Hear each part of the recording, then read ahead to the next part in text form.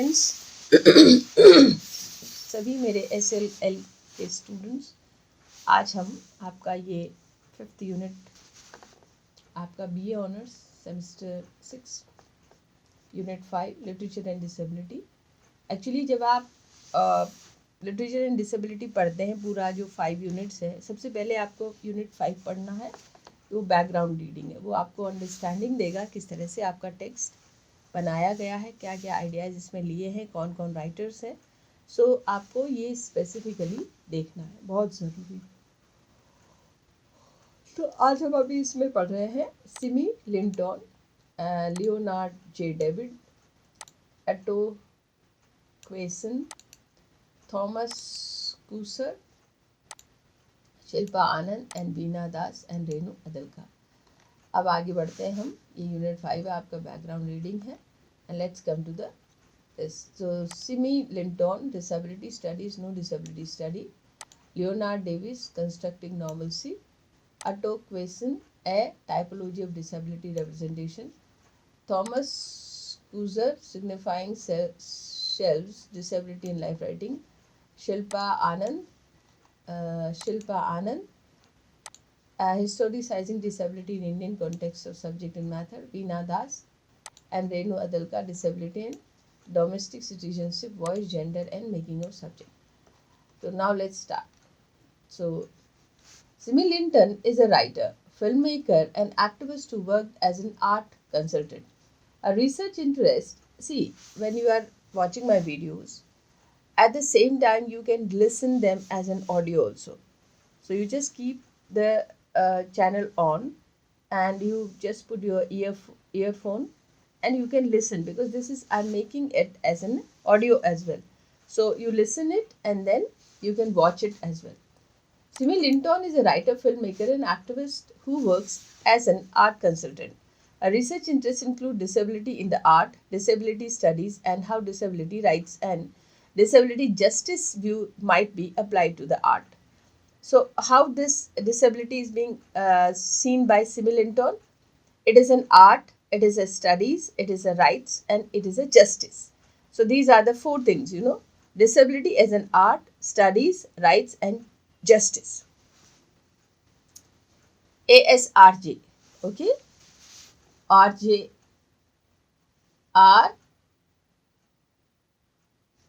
RAJS.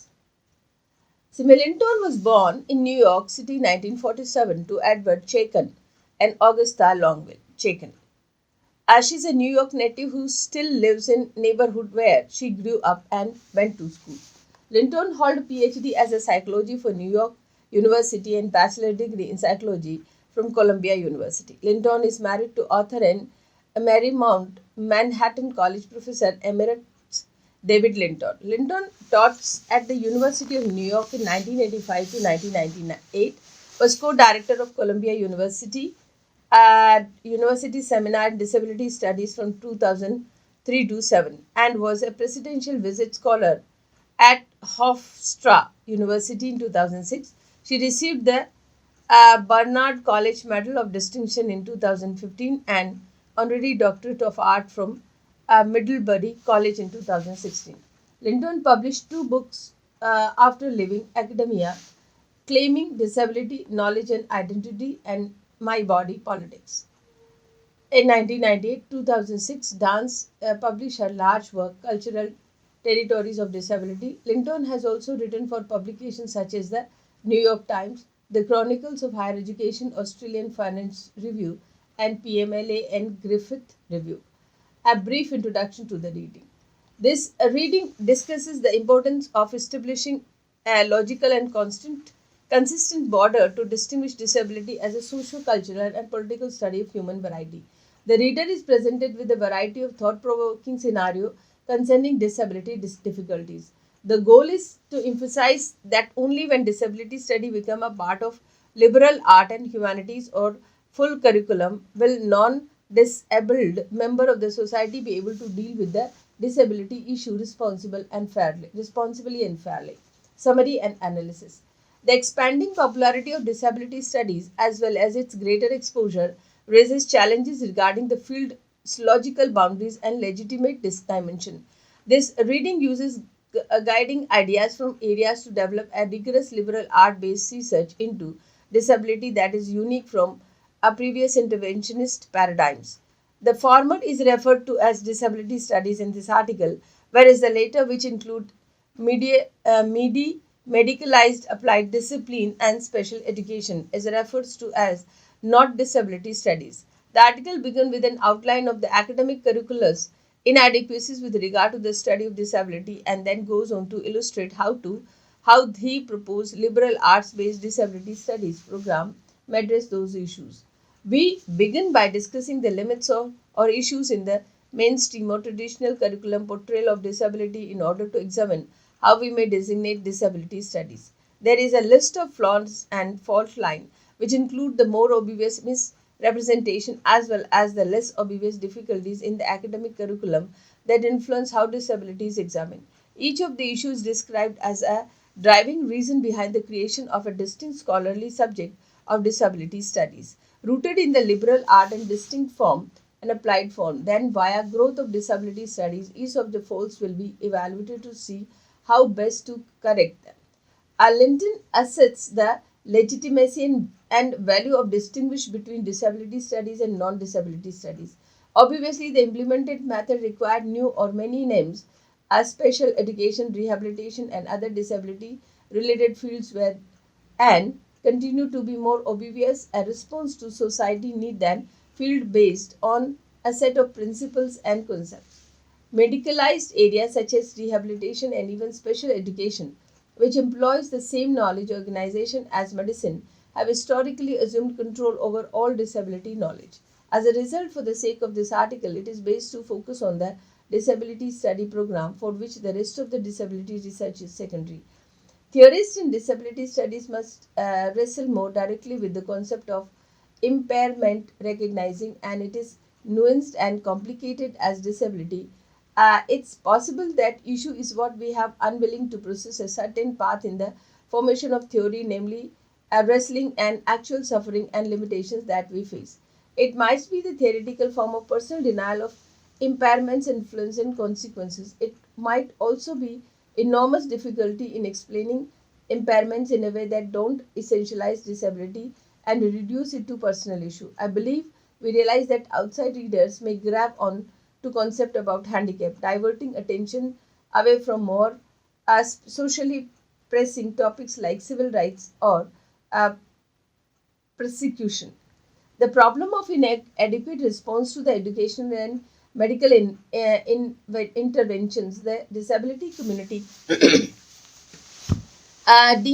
deems important. It discusses that it is critical that disabled people have leadership and control over disability related services. Disabled persons are restricted to the role of patient, student, and client in both academic and community response to their education and healthcare requirements. They rarely get to be professor, instructor, clinic director. Check your progress. What lead to the expanding popularity of disability studies? What does the title of reading disability studies, non-disability studies mean and explain briefly? What are the flaws and false lines discussed in the reading and what are the ways to correct them? How the how the concept of impairment and disability discussed in the article. Why does the problem of inadequate response to the education and medical interventions the disability community deemed important? Constructing normalcy, Leonard J. Davis. About the author. Distinguished professor in English at the University of Illinois at Chicago at School of Arts and Science, as well as professor of disability and human development in School of Applied Health Science and professor of medical education in the University of Illinois College of Medicine. Leonardo J. Davis is a nationally and internationally recognized American specialist in disability studies. Disability related concern, literary and cultural theory, genetics, race, identity, and biocultural issues are among his current research interests. At Columbia University, he earned BA and MA, an MPhil degree, as well as PhD in the Department of English and Comparative Literature in 1976. Edward Said was his dissertation advisor. Leonard J. Davis. Davis has written his book in a variety of disciplines. He has co-edited Left Politics and Literary profession and has written two works in the novel factual fiction. The origin of the English novel, Columbia Press, University of Pennsylvania, and a resisting novel, Fiction and Ideology, Routledge Publication, 1987. His memoir, My Sense of Silence, University of Illinois Press, 2000, was named the Chicago Tribune Editor's Choice Book, was nominated for the National Book Award in 2000, and was nominated for the Book Critique Circle Award in 2000. He went on NPR Fresh Air to discuss the memoir, which recounts his experience growing up in a deaf family. Shall I say Shall I Say a Kiss? The courtship letter of a deaf couple, collected by Davis, is collection of his parents' correspondence. Bacon Press published his most recent book on the American with Disabilities Act in 2015 and Act's 25th anniversary. David has published essays in publications such as Nation, the New York Times, Chicago Tribune, the Chronicle of Higher Education, and other. He's also appeared on Morning Edition, his American Life Odyssey, the Leonard Lopate Show, and other NPR station, as well as Morning Edition. This American Life Odyssey, the Leonard Lopate Show, and other NPR affiliates, disability related concerns, literary and cultural theory, genetics, race, identity, and bioculture issues are among his current research interests.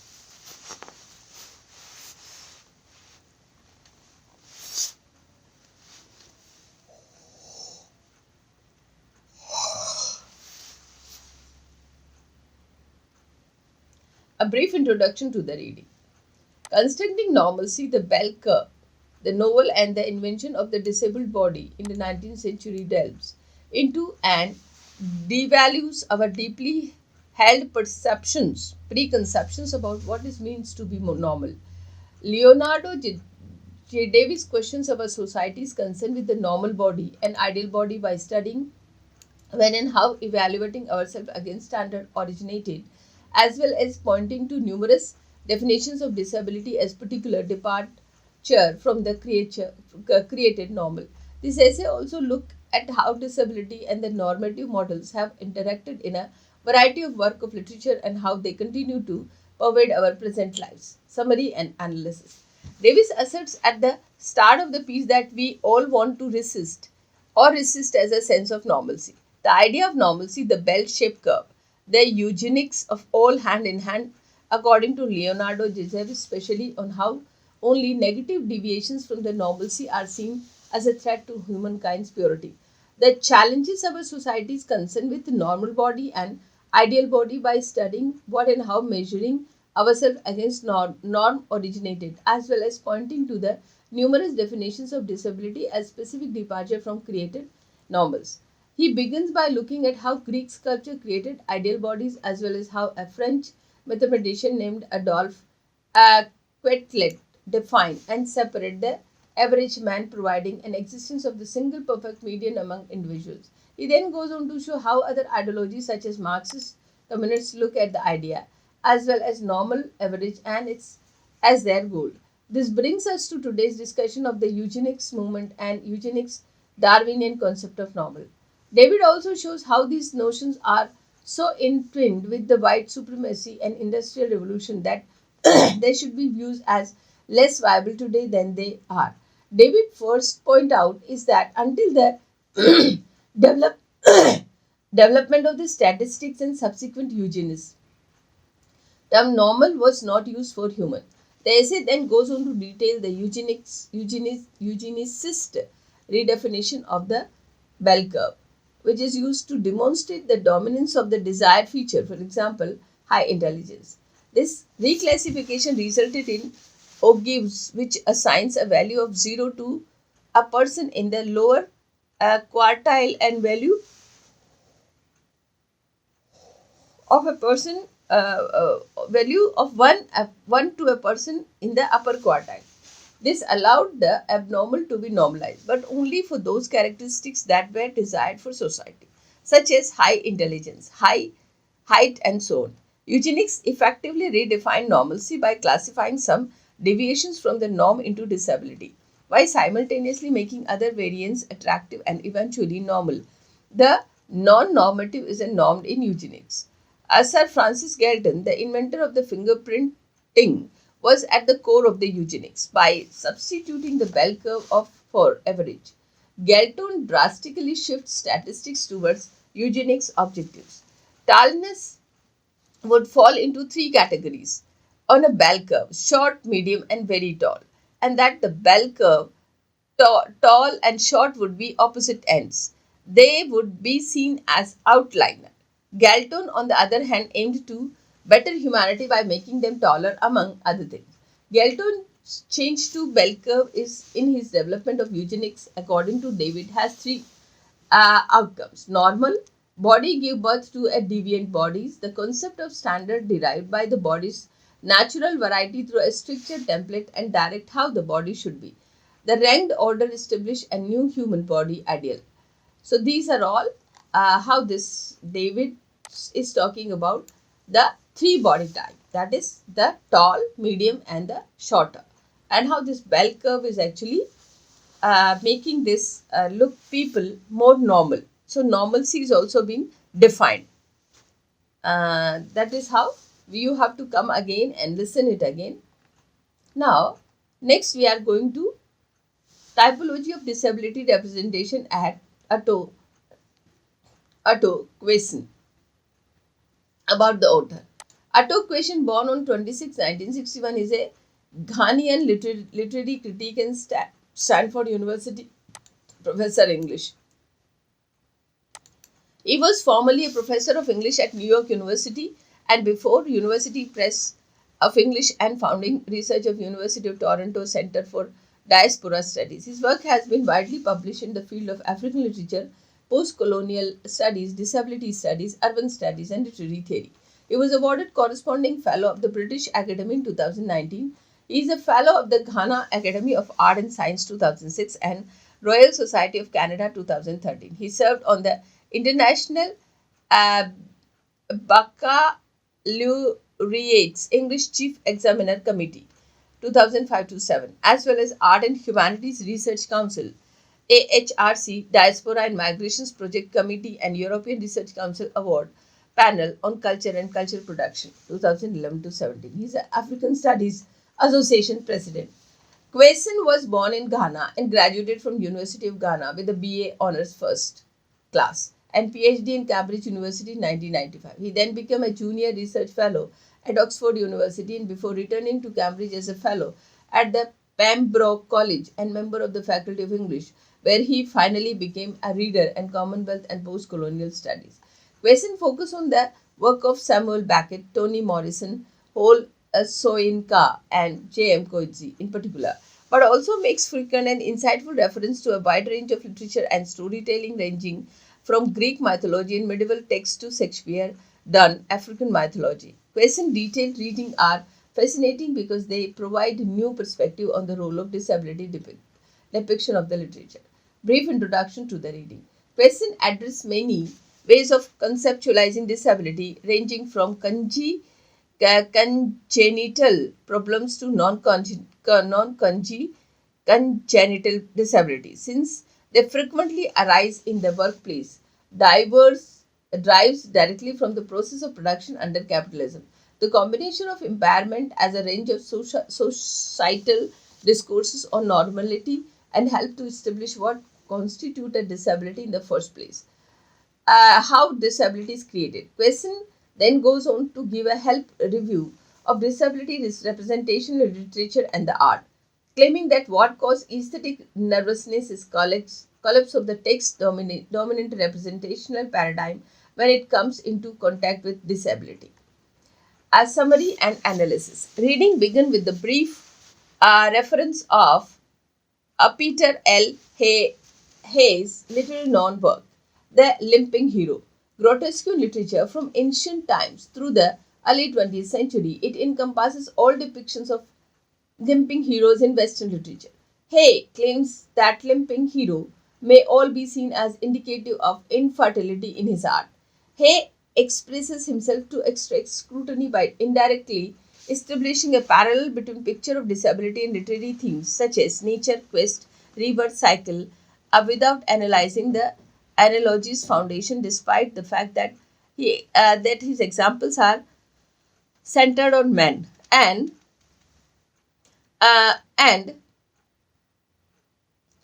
the inference he derives from the apply to physical disability in general. The limping hero becomes a justification for a dubious response to physical disability, namely that impairment is an indication of the moral and other deficiencies. Throughout, the author aspires to demonstrate that the status of disabled character in the literary sphere is determined by a system of literary connection. The impulse behind Hayes' ambition yet extremely flawed work in one thing that can be self. As a result, disability should be seen as fulcrum or pivot around which various discursive features arise, acquire prominent, and eventually undergo alteration with the literary aesthetic field. Physical impairment are frequently linked to cognitive and mental problem in literary work according to reading. It is only through reading that we can discern specific form of aesthetic nervousness that is centered on a through and disabled character. Questions the function of an author in a critical study of work, claiming that the ultimate dimension of the aesthetic nervousness is that between the reader and the text. In Question's provisional typology of disability representation, the incorporation of disability in the text may be understood in the nine distinct ways. The following are examples of the reading procedure, however, they are not exhaustive. Disability as a null set and moral test. Disability as the interface with the otherness, race, class, and social identity. Disability is articulation of disjuncture between thematic and narrative vector. Disability as bearer of normal, deficit evil.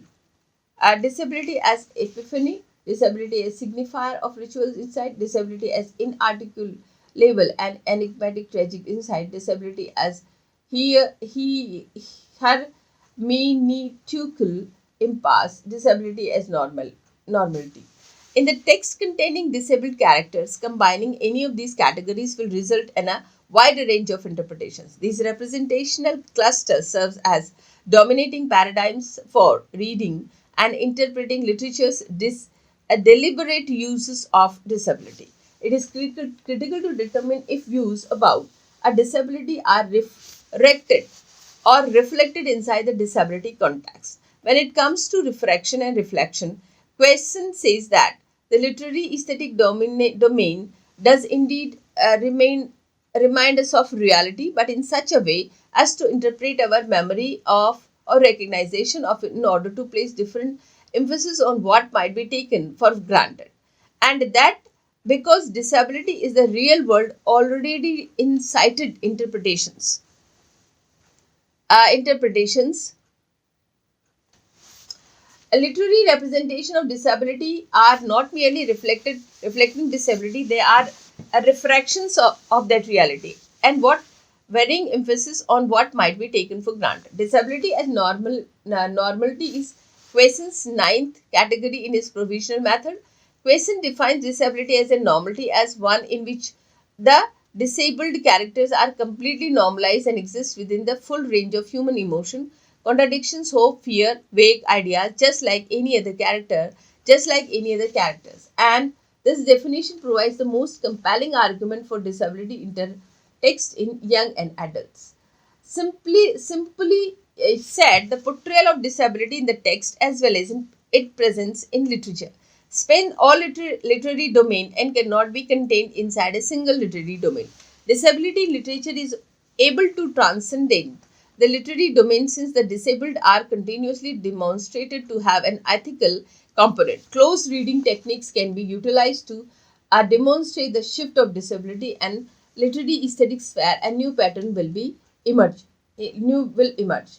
So the you can see what does the limping hero talk about. What is physical impairment frequently linked to? What are the nine ways in which the incorporation of disability is understood? Explain each of them briefly. How is concept of refraction and reflection understood in the reading?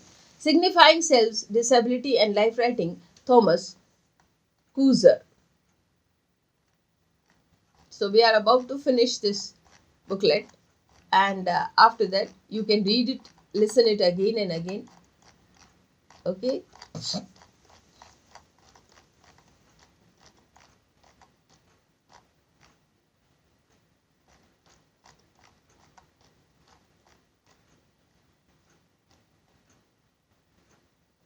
So now we will be Thomas Kuser.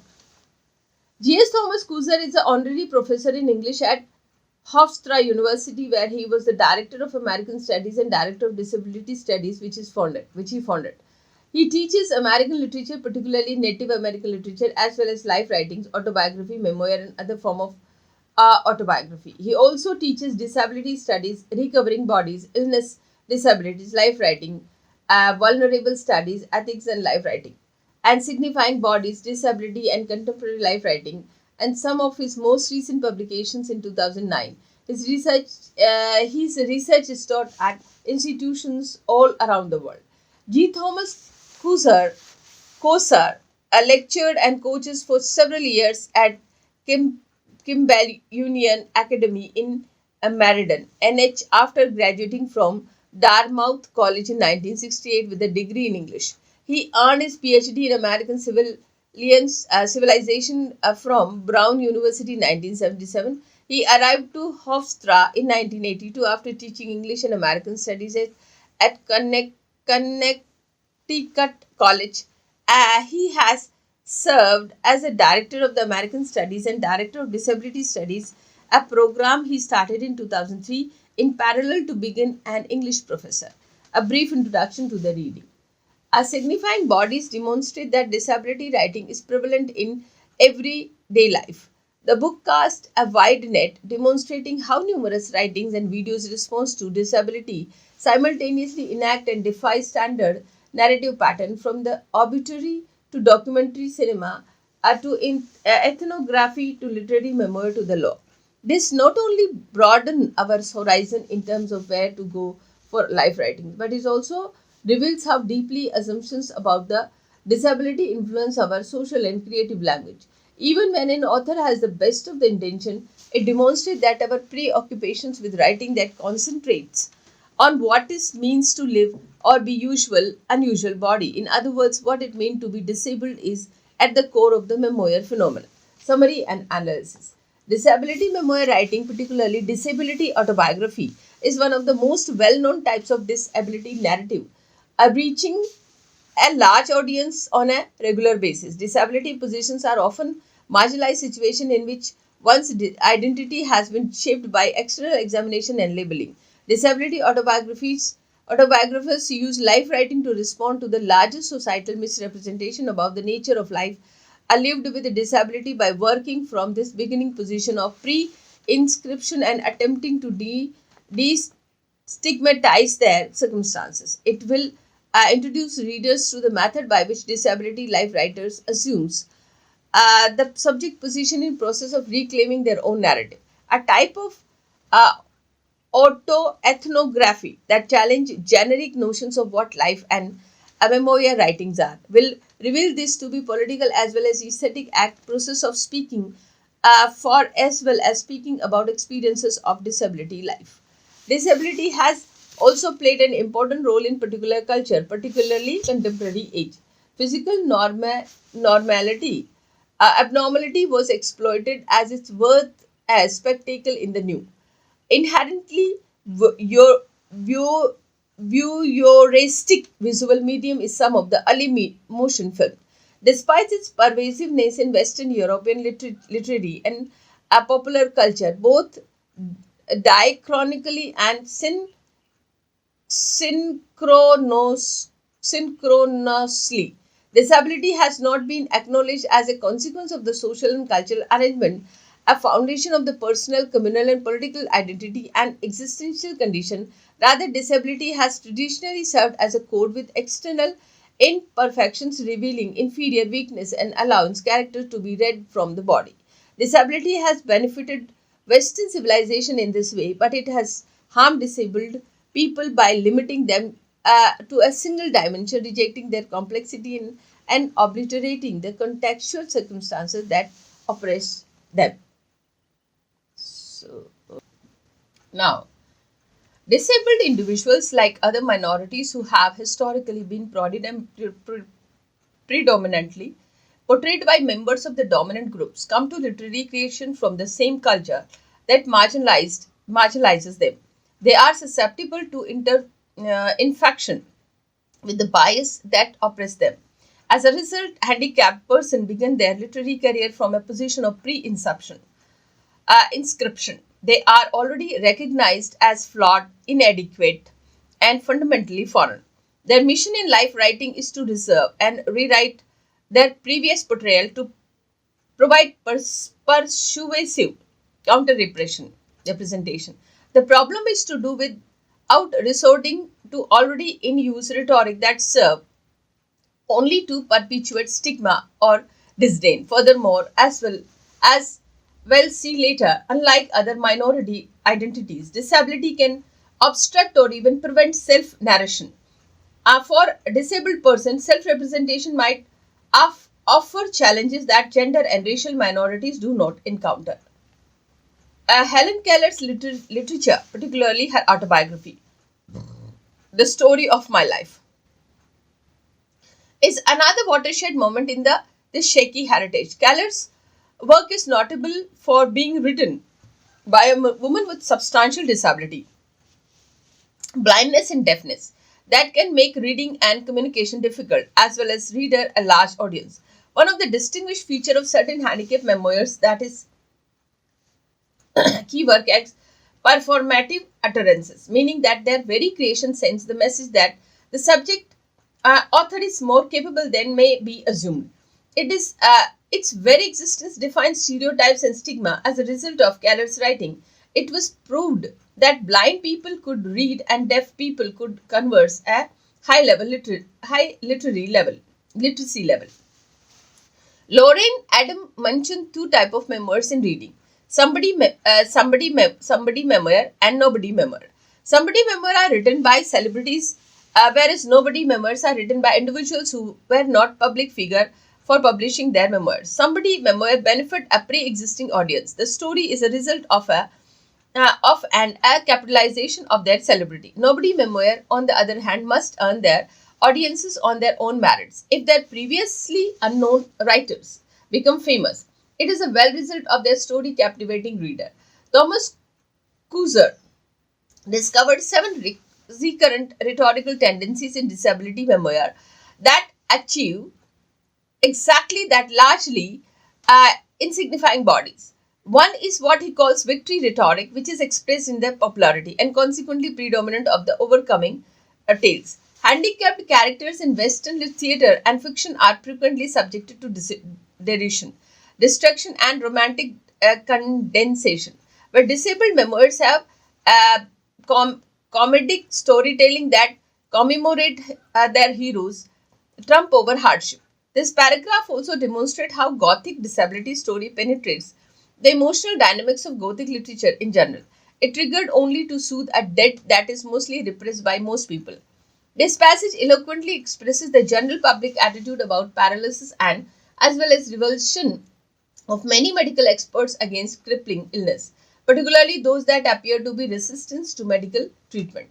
The emergence of more subversive storytelling strategies in disability memoir has been one of the most significant breakthrough in previous several decades. One is the story of coming out, of owning and embracing one's identity as a handicapped person, which is adapted from gay and lesbian narrative. The liberation story is another counter discursive pattern. Coming out, like in disinstitutionalization, might be actual rather than symbolic. Although there are few examples of this, give the larger number of persons participating in this historic movement, they are remarkable. I raise my eyes to say yes by Ruth Shane Kivis Mercer, a lady with a cerebral palsy who has never been able to talk, feed herself, or talk, is one such example. Medical professional felt she was intellectually handicapped and, in fact, warehoused her after she was institutionalized by a family unable to pay a private hospital. She ultimately succeeded in speaking and non-verbally to the point that the staff acknowledged her intellect, and she was able to leave the facility and live on her own with assistance autonomously but not independently, and married after a lengthy fight. Rachel Simon, riding the bus with my sister, depicts a more optimistic situation featuring a subject with a cognitive handicap. Rachel reconnects with her cognitively handicapped sister Beth after growing estranged from her. She immersed herself in Beth's daily routine of taking public transit around her hometown. Rachel learned what Beth finds rewarding in what was most non-disabled individuals would consider a futile and empty activity. Literally going around, literally going around in circle, because autobiography is by far the most accessible of the literary genre. William Dean Howells famously referred as the most democratic province in the public of letters. The appraisal is significantly more accurate today than it was over a century ago. The memoir boom results in significant rise in the number of published memoirs, as well as increased recognition of memoir and literary form, which is now taught in creative writing course of fourth yana. In early 1990s, when Thomas Kuzer transitions to disability studies from the area of life writing studies, he faced a tangible mistrust, if not outright hostility, towards disability life writing. As several renowned scholars regarded as narrativization as inherently individualizing and hence incompatible with the social model objective of emphasizing the operation of the handicapped people as a group. The situation has radically altered, that is as much tribute to disabled memoirs and it is to academic. The canon of disability memoir has increased in volume and sophistication over the last 3 decades or more. Early dismissal of disability narrative, which were never fair, now appear even more foolish in retrospect. It is also true that the profession has grown to acknowledge the social model limits. There has been greater opportunity for narratives that focus on impairment, on the pure psychological anguish that may accompany disability. To suppress it is to ignore the reality of many people's disability. Give the general public's devolution of the disability, and at a time when prenatal and genetic testing are becoming more widely available, as well as growing enthusiasm for the legislation of the situation is radically altered. That is much a tribute to disabled memoirs as it is academic. The canon of disability memoir has increased in volume and sophistication over the last 3 decades or more. Early dismissal of disability narrative, which were never fair, now appear even more foolish in retrospect. It's also true that as profession has grown to acknowledge the social model limits, there has been opportunity for narrative that focus on impairment, on the pure psychological anguish that may accompany disability. To suppress it is to ignore the reality of many people disability. Given the general public devaluation of disability, and at a time when prenatal and genetic testing are becoming more widely available, as well as growing enthusiasm for the legislation of physician assisted suicide, both of which threaten the existence of the people with disability. There is a pressing need for disability life writing to serve as quality of life writing or testimony affirming the value of living with disability. Disability memoir is increasingly doing precisely that now more than ever before. Disability is writing. So that is what these are the things we can understand. What is disability memoir writing? How has disability traditionally served as a code, external imperfection, relieving interior weakness and allowing characters to be read from the body? What does the word signifying bodies demonstrate? Example, explain in your own words. How has the emergence of the more subversive storytelling strategies disability memory has been significant breakthrough? So now let's come to the mm,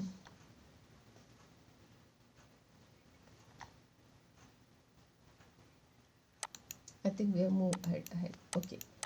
So here, now historicizing here. But now we have to come to Shilpa Anand. Historicizing disability in India. Question of subject and method. About the author. Shilpa Anand is Assistant Professor in Disability Studies at BITS Pilani, Hyderabad. Shilpa Anand is disability studies researcher who work on a cross discipline. Her research interests include disability history and culturally diverse notion of corporeality. She studies archival material and secondary history sources of her PhD dissertation, which focus on the conceptual history of disability and in the Indian setting. Her works have appeared in scholarly publications such as edited collections on the disability studies in India and South Asia. She co-edited many disability issues of the web magazine Cafe Discusses and moderates a busy email group called Disability Studies India. As Distinguished Research Fellow at Nalsar University of Law in Hyderabad, she has been honored in connection with the Center of Disability Studies. She holds the following positions in BITS Pilani HC, Hyderabad, Member Academic Council Board, Member Academic Counseling Cell, Member Institutional Human Ethic Committee. A brief introduction to reading. According to this research, a disability is best understood as a philosophy of bodily difference. As a result, when we correctly investigate the history of ideas and bodily and mental differences in Indian context, we are likely to uncover not another theory of disability but rather a new set of tools for thinking about knowledge about differences. A lack of historical approach is revealed by correct cross culture tendencies in historicizing disability. This study also discovered that historical techniques must be recalibrated if the objective is reconstructed the history of physical diversity in Indian South India. Such an attempt must recognize the impact of colonialism on the history of ideas, not only on the events of the colonial authority right from the outset. The goal of this essay is neither to be romanticized nor cultural historical attitude towards disability, nor to provide a new template for the histories of disability in South Asia, Africa, and Japanese civilization. Only a critical critique of the present approach is provided as well as suggested research avenues for culturally diverse ways of conceptualizing physical variations. Summary and analysis. For most disabled people, ignorance displayed by the social world, the formation of the identity. There is a possibility that individuals who are designated and different may be seen themselves as crippled, poor, or disabled, turned with the tyranny of the perfection and normality. These terms describe the harsh reality in the society. Disability has been considered as a symbolic representation of mythological constructed perceptions such as being symbol of immorality, foolishness, destructive power, etc. A scrutiny of India's mythological literature and world major scriptures like Bible and Quran in this direction shows that orthodoxy regarding disability is found rooted in the mindset that it's become impossible to obliterate the uh, the myths constructed by them and that these prejudices are perpetually prevalent in our society. The first section of this essay gives an overview of the current trend in historical discourse of disability within the field of disability studies. The second section outlines the historical account identified by existing disability academia in India, and the third section suggests for the research direction. Disability historians have looked into religious events and practices, past plague and other outbreak, institutionalization tradition, asylum, poor house, Lazar houses, medical diagnosis and treatments of the blindness, deafness, feeble-mindedness, and other disabilities, as well as the role of industrialization in Western society in producing notions of ability, able-bodiedness, normalcy, and productive body. In Indian mythological literature, it can be observed that characters with a disability have been portrayed in various forms. First of all should it should be noted that the Hindu believes in karma theory and the present life is result of one's past deeds. For instance, Jyotish Vidya, astrology, and Jataka Katha, three kind of karmas have been described. According to Niti Shatak Sloka, it is believed that the person who is able to see with one eye, Kana, cannot be sage holy person because she is impure. Some historians have discussed how the concept of disability has turned the idea of abnormality, subnormality, and most importantly, the dread of unknown, which Foucault breakthrough work Madness and Civilization. The study of institution of confinement become prominent. A striker canvases evolution of the ideas that Jewish tradition, where certain terms and concepts were interchangeably or casually related. Impurities of the flesh include blindness, lameness, certain disease, and other abnormalities. Deformities and sickness were bolstered and departure from accepted ideas of purity and wholeness as a morally hinged normal in this unavoidable religious environment, which gives precise meaning to impurity and flesh. The Old Testament of the Bible excluded disabled people from society. For instance, the command in Leviticus 21 that no one has been blemished may be praised. Disability has been viewed as a result of the punishment in sin, but in the New Testament, more of the social inclusion of the disabled people have been seen. When Jesus' pupil asked him, "This man is blind because of whose sin? It is due to his parents or his own." Jesus answered him, "He is blind because God wants to show his glory through him." It is evident that disability was a result of one's own sin continued. For example, the story in Luke 5 of paralyzed man who was brought to Jesus. The first thing Jesus said to them when he met his man, your sin are forgiven. Thus, mythological sources and religious scriptures have played an impactful role on the role in perpetuating such a perception about disability. India's disability history has been studied in both Western and Indian experts. This section provides a list of subject and instances from extent research on the history. Disability India as compared to preceding section lists its history of the disability in the Western purpose of this.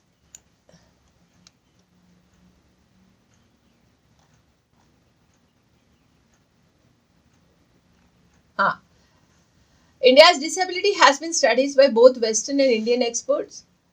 This section provides a list of subjects and instances from extent research on a history of disability in India and compares it with preceding section list on the history of disability in the West.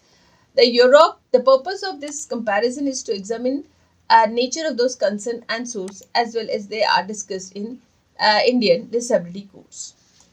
Usha Bhatt's History of Disability in India covers many of the major cases that modern studies on the subject echoes, albeit somewhat difficult ways. Many individuals with impairments are shown in bad light in the epic of Mahabharata and Ramayana. According to Anita Ghai, 2003, she cites the dethronement of Dhritarashtra, the Mahabharata's blind ruler, as well as characterization of Shakuni, Mahabharata, who has been orthopedic deformity, and and Mantara, Ravana, the dwarf lady, a terrible character.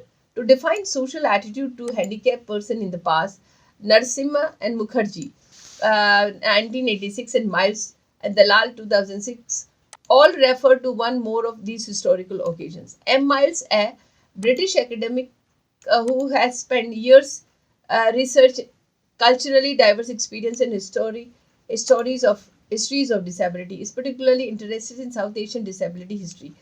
While he also referenced to Mahabharata Manu's rule, Sur- Surdasi's as example of historical reactions to disability. He is cognizant that the absence of the names of the disabilities and characteristics of the disability in Indian setting might indicate the absence of these conceptions. Miles and other disability historians might meet the challenge by delving into body of work and yet to explore from disability studies perspective, especially the history of colonial medicine in India. The medical history of India during colonial period is advantageous because it provides a backdrop for the meeting of the two cultural modes of knowing and organizing knowledge. There have been initiatives in the medicine and psychiatric in investigate Indian types of psychological and mental evidence in order to learn more about cultural specific disease. It is vital to remember that this point that both of these notions have significant histories in the West before gaining diagnostic standing in medicine. Evidence of the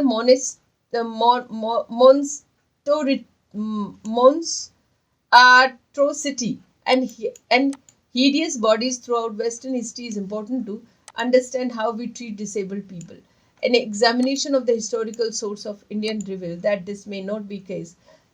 The reality of social perception and societal attitude towards monstrous body are central to the concept of monstrousness in West. Until this can be provided via through investigation, monstrousness as a notion is not essential to the Indian historical experience or to Indian means of categorizing bodily diversity.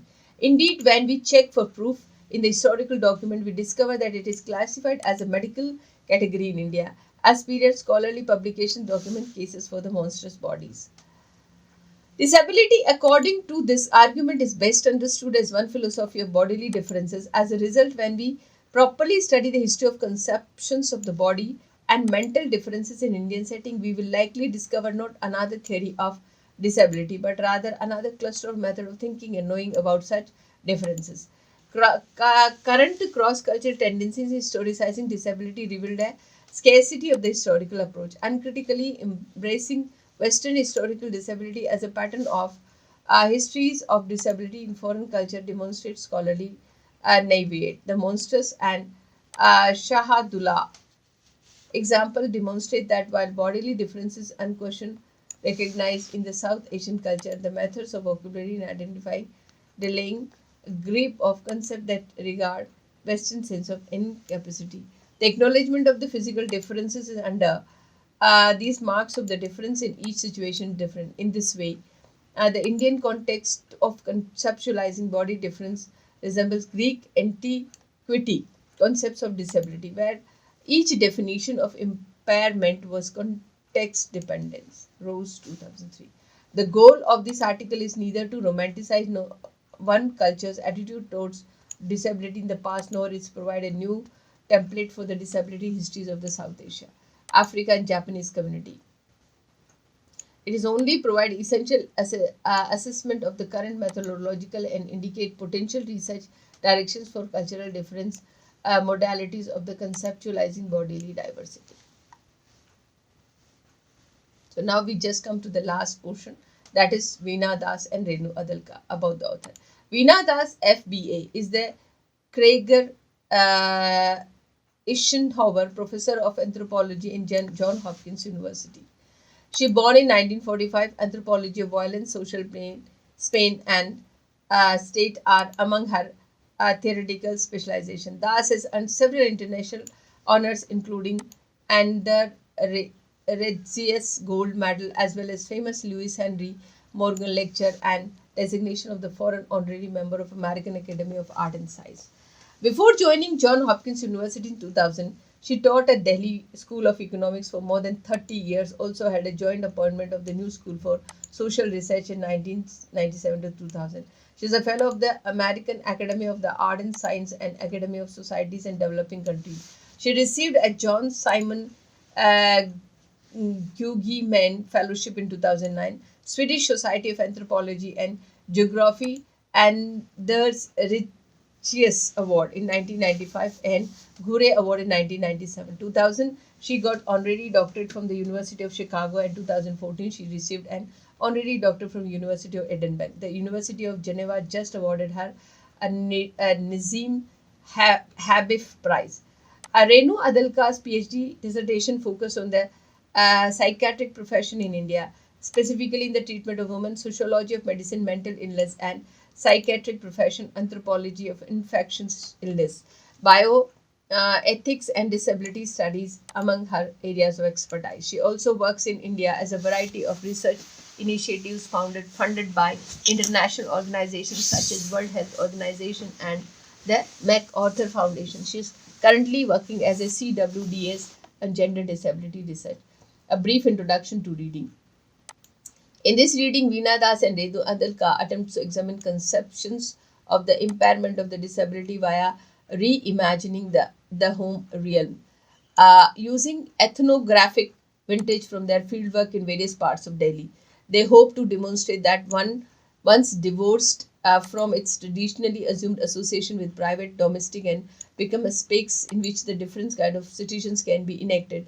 The citizenship based on the notion of the public constituted through voice rather than formation of the associational communities. Finally, by combining their concept of domesticity and citizenship, they will argue that the modern liberal state of conception of community complicates state and citizens in India and claim membership of belonging to which state can enacted in every life in a variety of dispersed location and visual marking the importance of the face. According to the editors of the recent collection titled Defects, disability studies have just lately begun to demonstrate an interest in earlier periods genealogy. Scholars have begun to investigate the historical connections between the imagining of the community and the construction of the normalcy by looking into topics such as femininity as a monstrosity, ugliness as an aesthetic category, deafness and sign language, and exotic reforms in the early modern and Enlightenment period. Gender plays a particular crucial role in this discourse within disability studies, revealing how dependent discursiveness inscription of the defect can jeopardize female subject. Life aspirations, even in the absence of the cultural functions, disability, or sensor impairment. The author discovers a striking evidence of the conditional nature of the parental acceptance of the newborn infants with disability and impairment in a new review of the recent disability literature. Even when anomalies is issued at issue are not functional disability rather than aesthetic defect and labeled at the child ugly. Such youngsters are referred as the appearance impaired by Mira Weiss. Think this awkward word refers to child born with facial and other external appearance defects that brand the kid a blemish and ugly. She noticed the authors attempt to extract conceptions of the domestic situations from the performance of the kinship is connection to disability and impairment using the approach they use in this article. They also follows rumors and gossip network looking at how disability and impairment are constructed as an object in this type of discursive construction. The absence of the signature and infective aspects of the rumor generates a public and infected by voice since speech actions in the style of taking cannot be connected in specific individual, they come to be regarded as a voice of encompassing supervising antagonistic collectivity. Let us now shift our attention to Veena Das' first ethnographic case. Mandira was born in a low middle class Punjabi family who were uprooted from their Lahore home from India 1947 partition. Her face was nearly half covered by a birthmark, but she was otherwise regarded as normal. Mandira had just married and had a kid at the time of author's field work within this network of household. Because the author kept her contact with the families in the network of such a long time, she was able to follow Mandira's marriage, motherhood, and eventually her husband's death. Mandira was youngest of the three siblings with two older brother and younger sister. The impact of her handicap on the marriage chances was the component of her impairment that worried her parents the most. Indeed, Mandira's birthmark was viewed as a big disaster of her parents in the large kinship network, as most of her relatives thought it exceedingly improbable that she would find a suitable spouse. Mandira was secretly married when she was almost 30 years old, considerably beyond the age at which a female is deemed marriageable.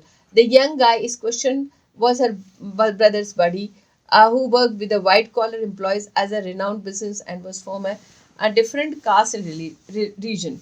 He looked to be a regular visitor to the house with a bright future ahead of him. But no one knew anything about his parents. Instead of throwing a party, Mandira's parents simply sent boxes of sweets to her closest relative, among with the notification that the groom's family would be unable to attend the wedding and that he desired a civil ceremony. Whatever the truth of rumors, the marriage turned out to be success both by community standard and of the couple. Mandira was maybe free for the first time in her life from the consent sensation of the apologizing for her presence. Her spouse dies abruptly 5 years after the marriage, owning a myocardial infraction. Mandira's life changed dramatically once she became a widow. Her later husband, mother, who had previously been separated from her son, encouraged her to travel to Hyderabad, where the grandsons could claim the right to his ancestral land over time. The others wondered how much of the parents' ability to defy traditional marriage and kinship norm as manifested in the studies they used to be find suitable husband for their daughter was due to the fact that the partition had already called the normative family and kinship into question in their case. Indicate that the complex relations between narratives and narrative propagated in the public realm and home norm experimentation may have peered open the domestic space, resulting in a new conception of the domestic citizenship for girls like Mandira. Her physical disability was merged with the social deficiency as typified by the figuration of the dishonor, which threw into shadow over the dominant life pathway in this age, creating new avenues of the woman.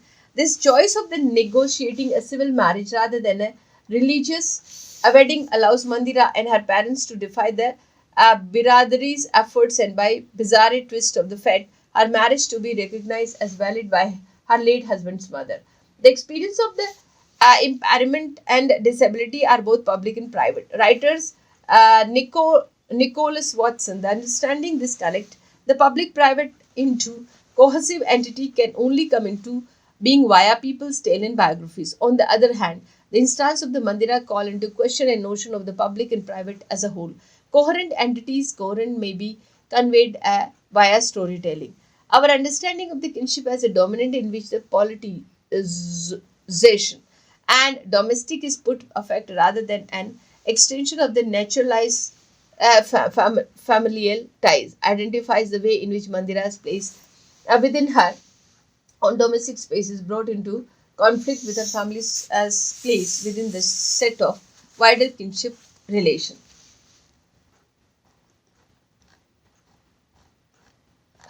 Okay, madness and belonging. Now we will look at the second scenario in which the defective woman's speech is formed by a dialogue of a lunacy, an unnerving demonstration of a familiar failure to live up to feminine ideals being created as defect. Claim over the home domain and the state are performed in a hospital mental award. And here, unlike in Mandira's case, we see the failure of speech. This is not to suggest that Pushpa, the heroine of Renu Adalka's story, lacked words. Rather than she lacks the ability to make her voice heard. If Mandira's poisonous quality of voice over voice was visible in the realm of the rumor and gossip, Pushpa's failure to even the counter as topic of the rumor indicate dramatic rejection of her citizenship into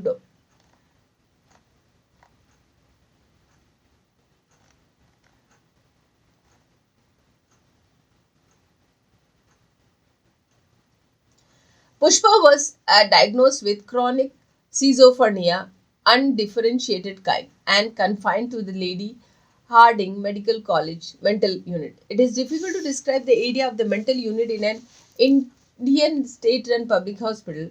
The hospital wards are being designed not on the basis of the patient priority but rather than place where family members and the medical establishment are expected to work together to help the people recover from prominent and her she may be discharged. No female patient can be admitted to Lady Harding Medical Center unless she is accompanied by a female attendant. Because Pushpa had no female attendant, the hospital's need was addressed by employing a private maid in. Pushpa receives a differential diagnosis of the schizophrenia, schizoaffective disorder after dismission and observation based on her excessive talking, singing, and grandiosity, and not doing domestic chores and not observing personal hygiene for the previous 6 years were two of the symptoms indicated in the medical file. The Pushpa's admittance. The author questioned her and her husband as well, being present during an interview with the attending physician. Pushpa was 34-year-old old when she was admitted to the hospital and she has been living with her husband and her widow mother-in-law. She has been married for 12 years but has never given birth to a child. Her parents were both dead and her sole sibling, the brother resided in a nearby little town with his wife. Pushpa was claimed to have shredded her husband's clothes, threw home item into the street, and one departed without alerting anybody when she was transported to hospital for admittance. She had been unable to sleep the night before her admission to the hospital. She was clothed in grey colored man kurta pajama with sari, top peeking out from below. Her pale face was framed by an unevenly clipped cut of gazing standard and hint that unmistakable growth of grey hair grew her top lip and chin. Pushpa's harsh demeanor, abrasive tone of voice, and lack of reverence, as well as her appearance, stood in stark contrast to the obtrusiveness and lack of self effacement expected of a woman in public area. Pushpa's public exposure of the family's private life, as well as her pointed criticism of her husband's sexual power, prose, and infidelities, challenges the norm of female subservience in the space made public in combination of the hospital patients, such as allowing relatives of the patient to stay in word of and corridor and manner in which the patient's or her relatives' voices are articulated within. Otherwise, however, were able to dismiss a claim due to her insanity. Pushpa's commitment is ironic in light of the feminine roles she is required to play, such as accepting her husband's adultery and physical assault as she endures. She attempts to place her blame for the infertility in her husband's ego sperm issue. Her voice of madness labeled categories like modernity and limiting conditions that devour her insane. Citizenship, according to writer, is done by type of connections as both the state and the home realm in certain ways. The difference between the instances of the Mandira and Pushpa may be interpreted as a result of the woman's natural success or failure. Mandira's parents might successfully utilize a state membership to reinforce her claim to normality in the sphere of the sexuality and reproduction in the form, while Pushpa's spouse could effectively use state institution to drive her out of normalcy in her later. However, as follows example indicates, the link between natality and conjugality is more complicated than it comes to assertion belongingness to in both state and home domain. Connectedness, body, self. The dilemma of the disability is position of body of the patients and inside network of the related kins brought to the fore by psychiatric impairment as experience in the hospital era. It can also show how interested social actors could try to pinpoint the localized handicap within a single person's body. Vinita's story, which Renu Adalka discusses briefly here, exemplify the difficult articulations between the hospital and residential space in definite citizenship. During Vinita's two hospitalization in 1991-92, the author met her in mental ward and paid many times visit in between. Vinita's medical history indicate a 15-year illness trajectory. Her sickness had unknown origin, however, symptoms were said to be appeared after one of her children were involved in the car accident in which both of them were normally minor, mi- minorly hurt. She would be she would be seen on psychiatric medication for a while with electroconvulsive therapy thrown in for good measure. According to the medical record, Vinita's psychopathology include recurring fantasies of her husband's adultery. She accused of having incestuous ties with their daughters in addition to adulterous affair. In contrast to Pushpa's account, Vinita's instance demonstrates that in the model concept of domestic citizenship, a straightforward contradiction between the natality and conjugality cannot be postulated. A different forms of belonging were clearly at stake, but handicap or incapacity did not inevitably result in repulsion of the marital family. The hospital emphasis on